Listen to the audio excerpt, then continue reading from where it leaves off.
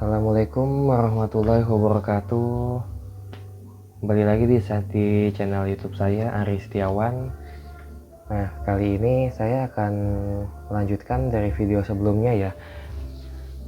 Saya akan menjelaskan tentang tag HTML. Tag yang biasa digunakan, yang basic digunakan pada sebuah file HTML. Nah, dalam struktur HTML, kita bisa lihat setiap tag yang dibuka dan ditutup dengan tag penutup ya, seperti ini contohnya. Nah, lalu ada juga tag yang nggak perlu ditutup pada file HTML. Contohnya itu ada tag yang berisikan tanda seru doctype spasi HTML, di mana tag ini adalah sebuah deklarasi atau untuk mengidentifikasi jenis dokumen HTML yang digunakan agar browser dapat menentukan bagaimana memperlakukan kode tersebut. Proses deklarasi ini cukup dilakukan sekali saja pada saat pertama kali dokumen HTML dijalankan.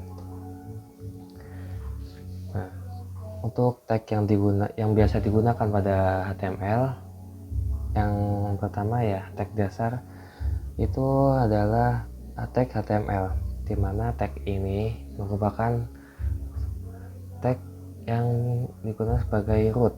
Maksudnya semua tag yang berada di dalam tag HTML merupakan gambaran dari dokumen HTML. Jadi semua tag yang meliputi tag head, tag title, tag body, dan tag lain sebagainya itu harus berada dalam satu tag HTML.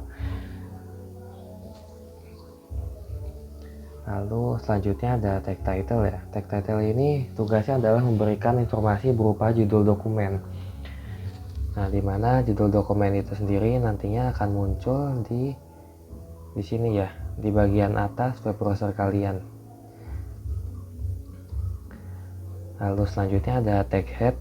Tag head ini sendiri tugasnya memberikan informasi tentang dokumen.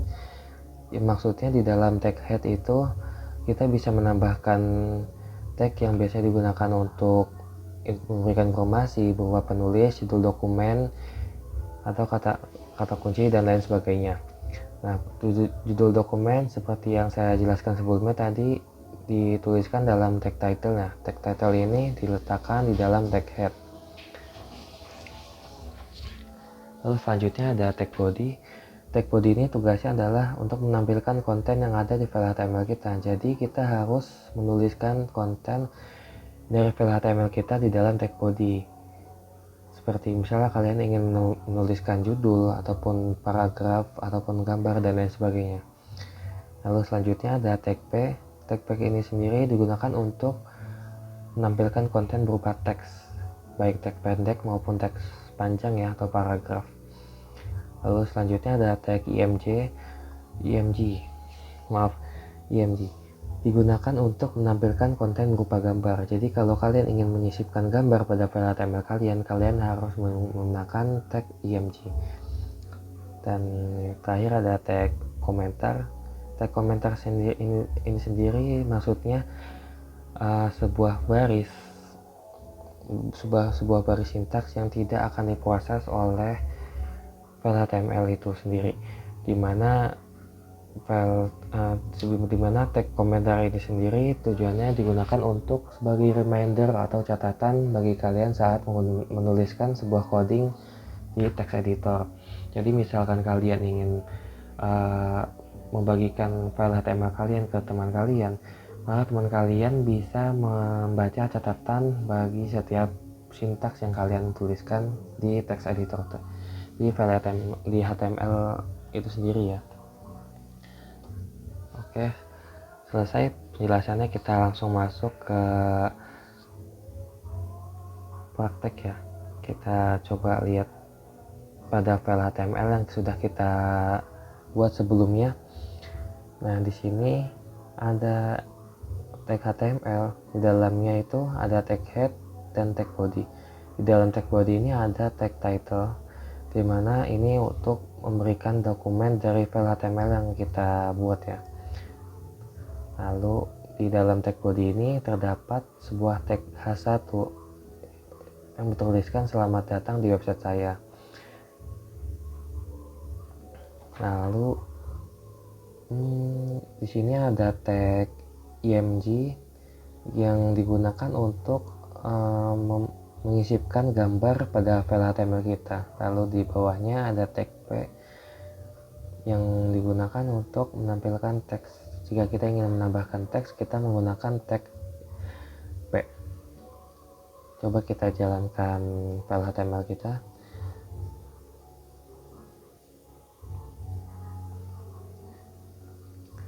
Nah, ini dari hasil dari file HTML yang sudah kita tuliskan di sini ya. Di sini bisa kita lihat title belajar HTML. Ini munculnya di sini ya, di tab atas ini. Judul dokumen kita ini belajar HTML. Lalu selanjutnya di dalam tag body terdapat tag H1 yang bertuliskan selamat datang di website saya. Nah, ini tampilannya ini ya, digunakan biasanya untuk jika kalian ingin menuliskan judul dari halaman website kalian. Lalu di bawahnya ada tag img. Nah, tag img itu cara penulisannya ya, dimulai dari kurung buka, tuliskan img, lalu src ini digunakan untuk menuliskan folder di mana file gambar kalian disimpan. Nah, di sini saya menyimpannya di dalam folder web yang ada di desktop ya, yang di dalam folder belajar web. Nah, di dalamnya terdapat gambar yang bernamakan Pasfoto 2 berformat JPG. Nah, untuk ALT ini sendiri, ini adalah teks alternatif di mana jika gambar tidak berhasil di load pada file HTML kalian, maka akan muncul teks alternatif bertuliskan teks foto. Ataupun kalian bisa mengubah ini ya di dalam ALT ini. Lalu width dan height ini digunakan untuk mengatur tinggi dan lebar dari gambar kalian. Nah, selanjutnya ada tag p yang digunakan untuk menampilkan teks ya. Begitupun selanjutnya, karena masih menggunakan tag yang sama, yaitu tag p. Nah, di sini saya akan menjelaskan tentang tag img-nya. Tag img-nya seperti yang tadi saya bilang, jikalau di dalam file HTML kalian tidak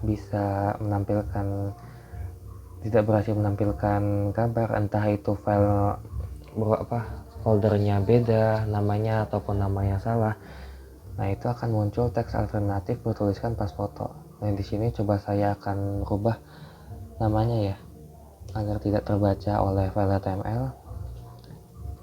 Jika kita refresh, maka akan muncul teks alternatif di sini bertuliskan Pasfoto. Teks alternatif ini sendiri muncul ketika gambar tidak berhasil atau tidak ditemukan oleh file HTML. Si file HTML itu sendiri tidak bisa merender tag img yang kalian tuliskan. Karena apa? Karena di sini saya mengganti nama filenya menjadi Pasfoto, di mana pada file manager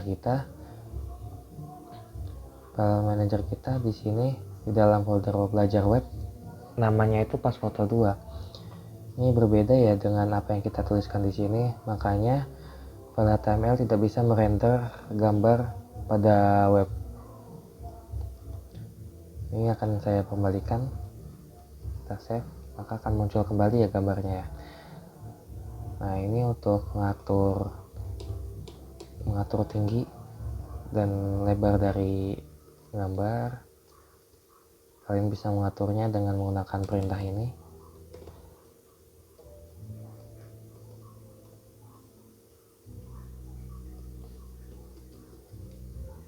Nah, seperti ini ya. Nah, oke, untuk video kali ini cukup sampai di sini dulu. Untuk selanjutnya akan dijelaskan di video selanjutnya. Kita akan belajar yang lain, bisa tentang kita cara menambahkan link dan lain sebagainya akan saya jelaskan di video selanjutnya. Oke, sekian dari saya, kurang lebihnya mohon maaf. Assalamualaikum warahmatullahi wabarakatuh.